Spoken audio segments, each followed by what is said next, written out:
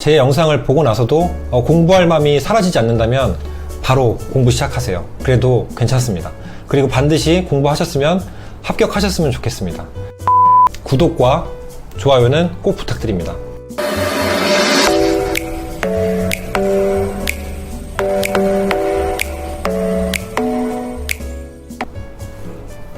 안녕하세요. 시작 좋은 TV 사당동 공인중개사 이승주입니다. 오늘은 부동산 지식이나 정보가 아니라 공인중개사에 관련된 것들을 또 이제 하나 올려보려고 이 영상을 찍게 됐습니다. 제가 영상 1회차에도 말씀을 드렸는데 저희 채널에는 이제 부동산의 실생활 지식이나 정보도 담을 거지만 공인중개사에 관련된 뭐 이제 많은 분들의 질문이나 아니면 업무 그런 것들에 관해서도 담을 예정이기 때문에 오늘은 그의 첫 번째로 이제 공인중개사 공부를 하시려는 분들이 많이 궁금해 하시니까 공부하기 전에 어떤 마음가짐을 갖고 공부를 해야 되는지 그리고 어떻게 공부를 해야 되는지 제가 직접 공부를 하고 합격을 하는 사람 입장에서 그리고 현업에 있는 입장에서 먼저 말씀을 조금 해드리려고 이 영상을 찍었습니다. 첫 번째로 공부를 하시기 전에 이 자격증을 왜 따고 싶은지 이 공부를 왜 하고 싶은지를 먼저 생각해 보셔야 돼요. 여러 가지 이유가 있으실 텐데요. 제가 들었던 거나 본 분들은 가장 많은 이유가 나중에 노후에 은퇴 이후에 이 일을 하기 편하니까 이 일을 하기 좋으니까 정년이 없으니까. 두 번째로는 겸업을 하기 위해서 내가 지금 뭐 인테리어 쪽을 하거나 아니면 건축 쪽에 일을 하는데 그것과 같이 동반돼서 일을 하면 좋을 것 같다. 그런 시너지 효과를 누리기 위해 하시는 분도 있고요. 세 번째로는 제가 정말 지향했으면 하는 분들의 공부 목적인데 그냥 한번 따보려는 분들입니다. 이럴 경우에는 문제가 뭐냐면 이 자격증이 그냥 취미삼아 딸 수 있는 자격증의 레벨은 아니라고 생각해요. 학창시절에도 그렇고 계속 공부를 해왔던 입장에서 직접 이제 공부를 해본 결과 절대 그냥 안일하게 공부해서는 딸 수가 없는 자격증입니다. 물론 직장생활을 하시면서 이렇게 남는 시간에 자기계발 겸 따시는 건 정말 좋다고 생각해요. 근데 그냥 이유 없이 목적 없이 따놓기만 한다라는 분들은 많이 힘드실 거라는 생각이 들었어요. 그리고 이제 목표 설정이 없으면은 배가 목표가 있어야 그걸 향해서 방향을 정하고 닻을 올리고 상을 할 수가 있는데 목표가 없으면은 그냥 망망대해 떠다가 나중에 시간만 허비하고 돈만 쓰고 이거 안 맞겠다 라고 해서 그냥 포기하게 되는 경우에는 안 하는 이만 못하다고 저는 생각을 하거든요. 그래서 그 방향성에 대해서 잘 생각을 해보시고 공부를 하셨으면 좋겠다는 바람에서 첫 번째 이제 공부하는 방향을 정해야 된다라고 제가 말씀을 드리고 싶고요. 그리고 이제 노파심에 말씀드리지만 자격증을 나중에 따서 몇 차 여차해서 땄는데 자격증을 빌려줘야겠다라고 생각하시는 분들도 있어요. 자격증 빌려줘서 한 달에 얼마씩 받자. 사실 옛날에 제가 일하기 전에 뭐 오래전에 그런 관례들이 있었다고 하는데요. 그렇게 하시면 안 되고 뭐 합동사무소를 차려서 자격증 있는 분들끼리 월세를 나눠서 낸다든지 아니면 자격증 없는 분을 이렇게 고용해서 대표로 있으시면서 이제 책임을 져서 운영을 할 수 있는 방식은 있지만 자격증을 본인이 현업에서 있지도 않은데 빌려주고 누군가한테 그 금품을 받거나 돈을 받으시는 행위 같은 경우는 중개사법에도 나와 있지만 형사처벌까지도 받으실 수 있는 굉장히 중대한 어떻게 보면 범죄라고 볼 수 있는 행위이기 때문에 이거는 각별히 조심을 하셔야 되는 거고 그런 생각은 갖지 않으셨으면 좋겠어요.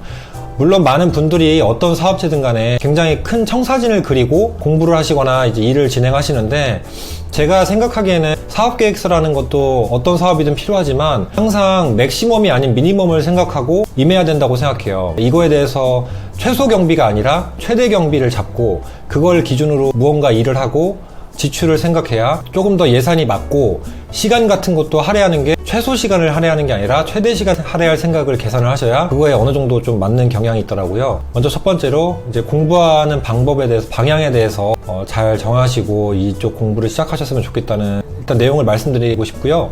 자, 그리고 이제 만약에 부동산에 관해서 공부를 하고 싶어서 이 자격증을 딴다라고 생각하시는 분들은 사실 이 자격증을 따는 공부는 철저하게 합격을 위해서 자격증을 취득하기 위한 목표를 갖고 공부를 하는 거기 때문에 부동산에 관한 뭐 지식이나 정보가 일부 습득이 될 수는 있어요. 근데 철저하게 공부를 하시면 아시겠지만 암기 형태고 이거를 제가 머릿속에 알고 있어도 이해를 해서 아는 것보다는 암기를 해서 합격을 하기 위해서 이 문제를 맞추기 위해서 공부를 하게 되기 때문에 사실은 실생활에 접목시킬 수 있고 다각도로 이렇게 부동산에 대해서 지식을 늘릴 수 있는 공부는 아니라고 생각해요. 그래서 그냥 부동산에 관한 공부를 하고 싶다 하시는 분들은 시중에 일반 분들도 많이 들으실 수 있는 강의들이 있어요. 부동산에 관한. 그리고 이제 본인이 관심이 있는 분야들이 있죠. 부동산에도 뭐 경매가 있고 토지가 있고 뭐 건물, 뭐 원룸 이런 식의 이제 다각화된 건물의 종류가 있잖아요. 부동산의 종류들이 다양한데 그거에서 먼저 관심 있는 분야를 정하셔서 그 분야의 시중에 나와 있는 책도 보시고 강의도 들으시면서 먼저 그 방향을 정하시고 그렇게 해서 지식을 쌓으시는 게 훨씬 낫다고 생각을 합니다. 실무랑 자격증은 큰 차이가 있어요. 자격증을 취득한다고 해서 실무에서 바로 투입이 될 수 있는 부분도 아니에요. 간단하게 운전면허증을 예를 들어드리면 운전면허를 땄다고 해서 바로 운전을 잘할 수 있거나 드라이버가 될 수 있는 건 아니죠. 그냥 운전을 할 수 있는 자격이 주어질 뿐이잖아요. 그리고 운전을 막상 했는데 사고가 나거나 실수를 하면 다치는 건 본인이고 면허가 정지가 될 수도 있고 취소가 될 수도 있죠. 그 책임은 본인이 지게 돼 있잖아요. 이 중개사 자격증도 마찬가지입니다. 아주 똑같다고 보시면 돼요. 실무로 일을 해서 예를 들면 소속으로 들어가서 일을 하시는 건 좀 책임감이 덜 하실 수 있겠지만 만약에 대표를 앉으시거나 실수를 하셨어요. 사고가 났어요. 그러면은 책임은 전적으로 본인이 지게 돼 있고 굉장히 큰 상처를 받고 금전적으로도 큰 손해를 입을 수도 있고 심한 경우에는 만약에 중개사법에 관련된 법을 위반하실 경우에는 처벌도 받을 수 있겠죠. 그리고 이제 많은 손님을 접하기 때문에 주종목들이 있어요. 중개사님들이 잘하는 종목, 자신은 종목이 있는데 그래도 아무튼 손님이 오셨을 때 이 분야에 대해서 물어보고 이거에 관해서 물어봤을 때 대답을 할 수 있어야 되고 알려드릴 수 있어야 되는데 사실 실무 경험이 없거나 그냥 바로 투입하신 분들에 대해서는 실무상에 관련된 질문을 받았을 때 설명을 해주기가 굉장히 어려울 겁니다. 그런 부분들도 생각을 하고 일을 투입하셨으면 좋겠습니다. 네, 그리고 두 번째로 공부를 그럼에도 불구하고 시작하겠다 하는 분들한테 휩쓸리지 않았으면 좋겠는 이야기는요. 누구는 2개월 만에 땄다, 3개월 만에 땄다, 단기간에 땄다, 초단기 합격법, 이런 것들을 많이 올리시는데, 물론 그분들이 실제로 그렇게 합격하셨을 수 있어요. 하지만 대부분의 사람들, 그러니까 90% 이상의 사람들은 그렇게 단기로 합격할 수 없고, 심지어 제가 공부를 할 때도 교수님들도 그렇게 이야기하셨어요. 예를 들면 3개월을 공부했다라고 하면은 앞에 괄호 열고 1년을 이제 숨긴 거다라는 말이 있을 정도로 그렇게 단기에 동차를 합격하시는 분들은 사실 타고난 공부를 잘하는 분들이거나 천재일 수도 있어요. 물론 그분들을 이렇게 질투하거나 비하하는 건 전혀 아니고 오히려 높은 거죠. 굉장히 대단하신 분들이지만 그런 분들의 말을 듣고 이제 공부를 하면서 슬럼프가 올 수도 있는데 그런 슬럼프에 휩쓸려서 나는 이거밖에 안 되나? 난 6개월 했는데 왜 점수가 이거밖에 안 되지? 라고 생각하면서 힘들어하지 않으셨으면 좋겠다는 거예요. 토끼와 거북이의 일화를 많이 아시겠지만은 장기적으로 가서 나중에 빛을 보고 1년에 한 번 있는 그날만 제대로 체크해서 합격이라는 기쁨을 맛보면 되는 거기 때문에 60점이든 100점이든 합격만 하시면 되는 거예요.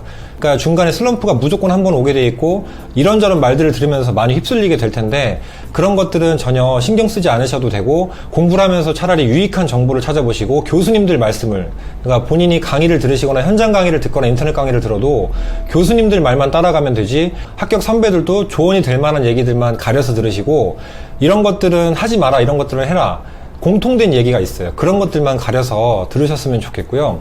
결론적으로 드리고 싶은 말씀은 단기적으로 합격하고 단기의 단맛을 보려고 그렇게만 노리고 공부를 하시지 않으셨으면 좋겠다는 겁니다.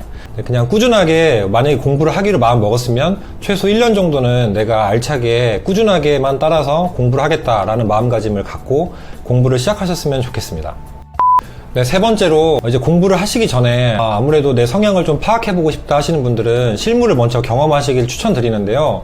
자격증이 없는데 어떻게 일을 할 수 있나라고 이제 물어보시는 분도 많겠지만 중개사무소에 가보시면 이제 공인중개사 외에도 그 명함을 보시면 공인중개사라는 직함이 없이 그냥 실장, 부장, 이사, 과장 이런 식으로 해서 명함을 갖고 계신 분들이 있어요. 이런 분들이 이제 중개보조원이라는 용어로 자격증이 없으신데 이제 대표 공인중개사 아래에서 같이 일을 하고 계신 분들이거든요. 이런 식으로 같이 일을 해보시면서 성향을 파악해보시고 일을 먼저 해보신 다음에 내가 이 공부를 해도 될까라고 이제 확신을 가지셔도 될 것 같아요. 실제로 제가 합격을 하고 합격자 모임에 가서도 많은 분들을 뵀지만 그분들 중에 이런 분들 경우도 많았어요. 실장으로 먼저 일을 하시면서 자격증이 없으니까 그런 자격증이 없는 거에 대한 서러움? 약간 좀 무시당하는 것들 그런 부분들에 대해서 이제 자격증을 따야겠다라고 마음을 먹고 따신 분들은 정말 합격률이 상대적으로 높아요. 그러니까 이제 이런 경우들도 있으니까 먼저 이제 현업에서 일을 해보시고 성향을 파악하시면 좋겠는데요. 이 성향 같은 경우가 어떤 성향이 가장 좋냐면 많이들 알고 계시겠지만 먼저 대인관계가 좋은 대외적으로 활발하시고 모임을 참석을 잘 하신다거나 모임까지는 아니어도 사람한테 쉽게 상처받지 않고 이렇게 웃는 얼굴로 잘 지낼 수 있고, 그리고 이제 뭐 예를 들면 빨리빨리 털어버려야 되는 그런 일들이 많아요. 물론 상처도 잘 받는 일들도 많은데, 이제 그런 거에 대해서 좀 대범하시고, 임기응변에도 좀 능하고, 그리고 이제 더할 나위 없다면 되게 꼼꼼하거나 친절한 거. 그러니까 손님이 한마디를 예를 들면 던졌어요. 이런 부분들을 좀 알아봤으면 좋겠다라고 했는데, 실제로 알아보고 연락을 주신다면, 이 빠른 피드백에 의해서 이제 고객이 계약으로 돌아오는 경우가 많기 때문에, 뭐 그런 성향들이 공부하시는 분들과 잘 맞는지도 먼저 파악을 해보셨으면 좋겠어요. 그렇다고 아예 내성적이고 나는 뭐 앉아서만 있어야 되는데 내성적인데 뭐 그렇다고 해서 일을 못 하시는 건 아닌데요. 상대적으로 유리한 부분이 있다는 거죠. 공부를 해보시기 전에 일을 이렇게 한번 해보시는 것도 저는 추천드리는 방법 중에 하나라고 생각을 합니다. 앞에 말씀드린 거를 간단히 정리하면은, 먼저 첫 번째로 자격증을 따고 싶은 목적을 좀 구체화 시키셔서 최종 종착지에 도달할 때 내가 어떤 분야로 나가고 싶은지, 어떻게 내가 이 자격증을 왜 따고 싶은지를 잘 생각하셔서 공부를 시작하셨으면 좋겠다는 거고요. 두 번째로는 이제 시작하게 되면 장기적으로 목표를 갖고 슬럼프가 오더라도 꾸준하게 공부하면 합격률이 높아지니까 이제 나쁜 말들이나 그런 것들은 최대한 귀를 닫으시고 마이동풍 하시는 습관을 들이시는 게 좋겠다라는 거고요. 세 번째로는 그럼에도 불구하고 이제 잘 모르겠다 라고 하시는 분들은 먼저 부동산에 관심이 있으시면 이제 이 일을 조금씩 해보시고 그 다음에 성향을 파악을 해보신 다음 일을 하시는 것도 늦지 않다라고 생각을 합니다. 막말로 정년 후에까지 일을 할 수 있는 뭐 정년이 없는 직업인데 1년, 2년 늦게 딴다고 해서 누가 뭐라고 하는 것도 아니고 머리가 그만큼 더 굳는다? 사실 절실함만 있으면 나이가 많으신 분들도 합격하실 수 있는 자격증이기 때문에, 물론 그만큼 노력은 필요하지만 충분히 꾸준히만 하면 할 수 있는 자격증이기 때문에 그 부분에 대해서 확실하게 좀 파악을 하고 일을 시작하셨으면 좋겠어요. 이제 끝으로 진짜 하고 싶은 분들만 하셨으면 좋겠어요. 왜냐하면 자격증을 따고 대표로 개업을 하고도 폐업하시는 분들도 많고요. 물론 영업적으로 이제 계약이 안 나와서 매출이 안 나와서 그만두시는 분들도 많고, 사람과 사람 사이에 상처를 받는 일이 굉장히 많아요. 일일이 말하기는 어렵지만 부동산과 부동산끼리 다치는 경우도 있고, 손님께 상처를 받거나 예를 들면 의도치 않은 사고가 나서 금전적인 배상을 하게 돼서 그거에 대해서 큰 쇼크를 받고 일을 그만두게 되는 경우, 뭐 아주 다각화된 방면으로 다양한 경우의 수로 일을 그만두게 되는 경우도 많기 때문에 정말 관심이 있으신 분들만 이 일을 하셨으면 좋겠고, 그런 분들이 일을 하셨을 때는 만족도가 높고 정말 뿌듯함도 느끼실 수 있는 직업이라고 생각을 합니다. 손님들이 성향과 지식 수준이 굉장히 다양하기 때문에 자격증을 따고 난 후에 또 꾸준히 공부를 하신다면 정말 본인도 강해지고 부동산 관련돼서는 정말 전문가라는 소리도 들을 수 있으면서도 계약이 나오면은 그만큼 또 뿌듯하고 기분 좋은 일이 없어요. 제가 지나가면서 제가 계약해드린 손님을 만났을 때 그 손님이 잘 살고 있다, 중개사님 덕분에 정말 좋은 집 구했다 라는 메시지나 아니면 만났을 때 인사를 들으면 또 그만큼 기분 좋은 일이 없거든요. 추후에 그리고 그런 손님들이 만족을 해서 또 다른 손님을 저에게 소개를 시켜줄 때는 정말 또 신경을 쓰게 되고 감사한 마음이 크죠. 이 일을 하게 되면서 좋은 일도 많은데요. 제가 첫 부분에 이렇게 좀 경각심을 일깨워드릴 만한 내용을 말씀드린 이유는, 공인중개사 자격증이 국민자격증이라고 불릴 만큼 많은 분들이 도전하시고 공부를 하시지만, 물론 합격을 하고 나서 정말 그날부터 한 달 정도는 정말 달콤해요. 근데 현업에서 일을 하기 시작하면은 막상 이제 걱정되는 부분도 많고, 자격증 따고 나서 실무에 접하기 전부터는 이제 고민이 많이 시작되기 때문에 그 부분들을, 현실적인 부분들을 많이 생각을 해보시고 이 공부를 시작하셨으면 좋겠다라는 겁니다. 물론 지인이 있거나 뭐 많은 얘기를 들었으면 사실 똑같은 얘기일 수도 있는데요. 만약에 그 똑같은 얘기들이 왜 똑같은 얘기인지를 아셨으면 좋겠어요. 누구나 하는 얘기는 그 얘기가 맞기 때문에 그 얘기를 하는 거거든요. 그러니까 저도 그 얘기를 많이 들어왔고 지금 이 자리에 앉아서 그 똑같은 얘기를 하는 거기 때문에요. 여러분들께 짧은 시간이지만 도움이 됐으면 좋겠고요. 위에 말씀드린 내용과 조건이 맞는다면, 제 영상을 보고 나서도 공부할 마음이 사라지지 않는다면 바로 공부 시작하세요. 그래도 괜찮습니다. 그리고 반드시 공부하셨으면 합격하셨으면 좋겠습니다.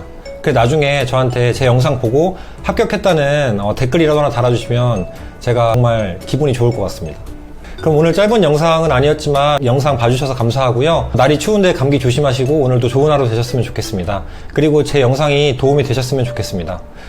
끝으로 구독과 좋아요는 꼭 부탁드립니다. 감사합니다.